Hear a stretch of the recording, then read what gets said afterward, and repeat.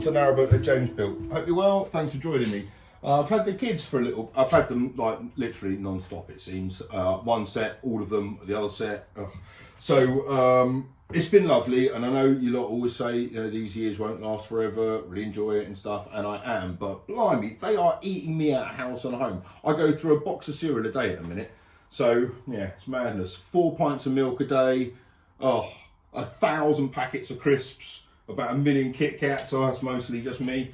But they have been helping me do some. They enjoy using. I haven't recorded any of it because it's not exactly parenting plus. But they've been cutting off all the insulation with a massive carving knife. Yeah, they seem to enjoy that. I do as well. It's really quite rewarding and therapeutic at the same time. So I've got them again for a couple of days this week and a couple of days next week, and so I've got a little respite in between where I might be able to stock up on some food and actually keep it for more than 5 minutes and do some work on the boat. What I need to do is finish doing all this rubbish and then getting in the first fix of electrics. So really just ceiling lighting is all I'm concerned about, because I need to get the ceilings up on the walls in. That's going to be something to do hopefully, well, sooner rather than later.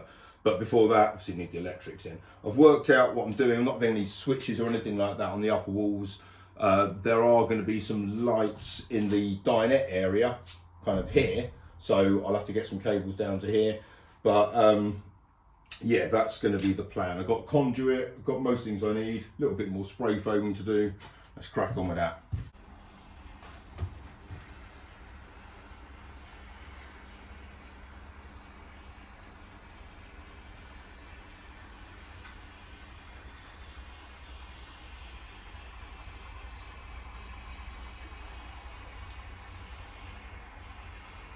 Right, the spray foam has expanded and dried, so I'm going to have to trim some of that back.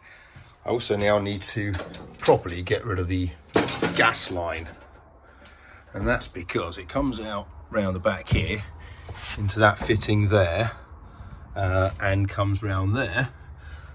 I've got to sort out the gas locker as well, because it's still kind of full of rubbish. Oh, it really is full of rubbish.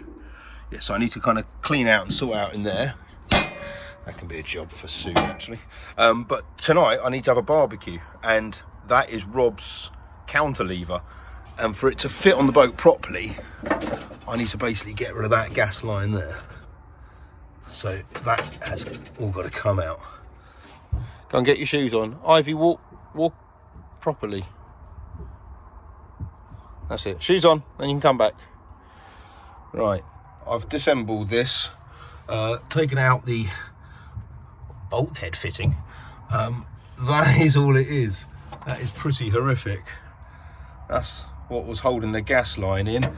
So through there, obviously what you're meant to have is something a little bit more like that, which is a, well, I don't know what the other side of that's like, but that looks more like a gas line bulkhead fitting, where the line goes straight through, but it's kind of nice securely clamped in, unlike that. But it means that all the gas line has now gone out the boat. Right, now I need to take out the regulator here and the gas lines, and then the bulkhead fitting there. These gas straps can go. What else is in here?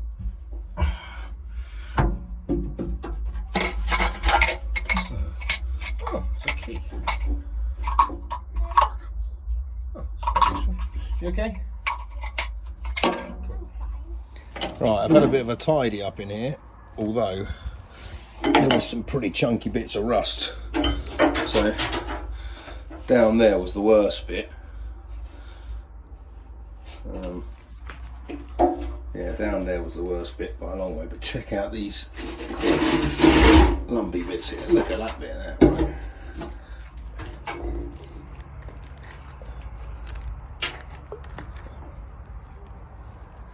There is some thickness to that. You can see how rust kind of forms pretty well like that. The good news, if there is any, regarding this, is that rust is a lot bigger than the metal it takes off. I mean, thank goodness, because it's pretty much 6mm. That's pretty much all of it. But it still feels, sounds all pretty good. obviously on the other side, I've tapped the hole a lot, like plenty of times. It was 10 mil, so it's not so bad. But I'm gonna have to obviously clean this all up and then see why there was so much rust in here. There's a lot more in here than there was anywhere else. So where the water's got in and kind of congregated down there, obviously there are vent holes which brings in air, which then condenses. So there is a bit of residual of that. And the problem is, once all this rubbish is here, the water just sits here. The rainwater, the moisture or anything will just sit here, as opposed to running through back out. So yeah, I'm going to sort of kind of tidy all this up and sort it out, and then paint it and see what happens. Right, all the dust is escaping and it's looking quite a lot cleaner in there now.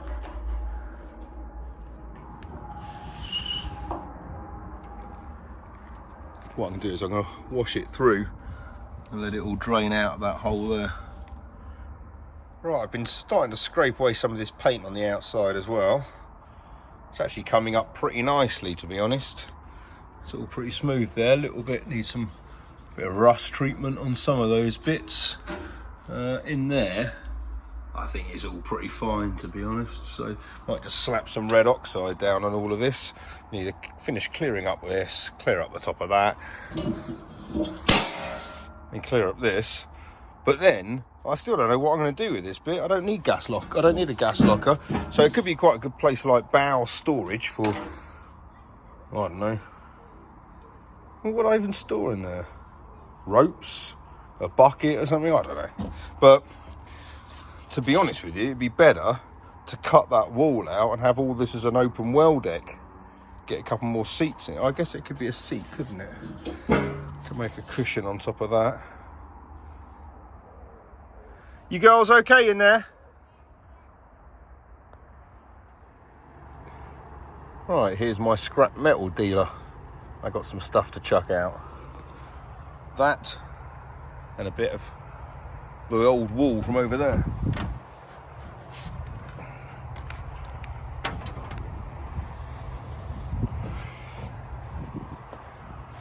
Yeah, that can go. That can go. What else is there to go? I think that's probably about it.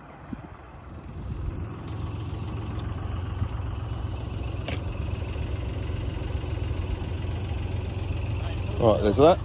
Thank you very much.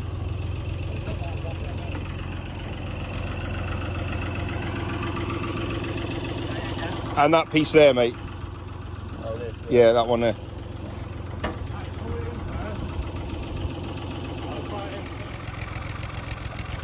Right, job's a good one.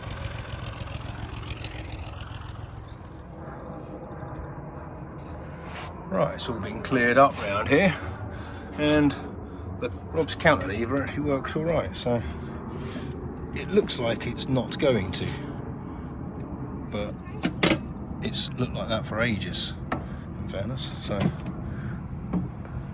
it's a bit on the wonk. Yeah, that'll do. Got one more fire in that, I reckon. I don't want to jinx this, but at the moment they're all reading inside that boat. Oh, this is so peaceful. This is lovely. Barbecue worked out fine, didn't fall in the cut. Happy days. I'm going to take them to the Natural History Museum tomorrow in Tring, which is absolutely amazing. So we'll go there and then come back and no doubt do more spray foaming inside here and tidying up. This place was built to house Sir Walter Rothschild's collection of kind of stuffed animals, basically, from around the world. It's amazing here.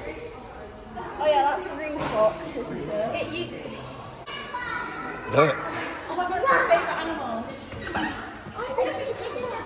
Why does it just top the real fox fur? I hate that. Whoa, bears. Come on, Arthur, let's go find you some chimps.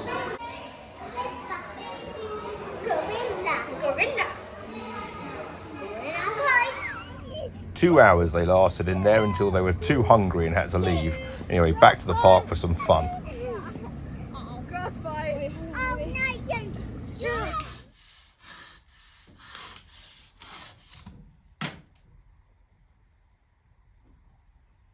Right, well, that is it pretty much for the re-battening and re-spray foaming of kind of the old upper walls. And they've also got those battens at top and bottom. So it's all pretty much done now. Got 1 or 2 little gaps I can just go in and squeeze a bit more in. A few people have said I must have spent a fortune on spray foam. To be honest, no. About 80 quid is the full amount. So comparatively, compared to other things, it's actually not that bad. The other thing I need to do, the last bit of kind of battening, I just need to redo the battens around the hatch here, because they're not the same, and that is going to cause me a bit of a problem. So that one's basically been put in correctly, that's incorrect. So I need to redo that one. So, and then put one across here as well, which can be screwed in and then Sikaflex in place. You okay? Is that a fox one? What? What do you reckon about that solar panel positioning? Yeah. Is that a fox one? Oh yeah, that is a fox. I'm finding loads of little bits still to take out. Whenever everywhere I look, this is going to kind of get in the way of the upper walls going in, so it's all got to be pretty flush.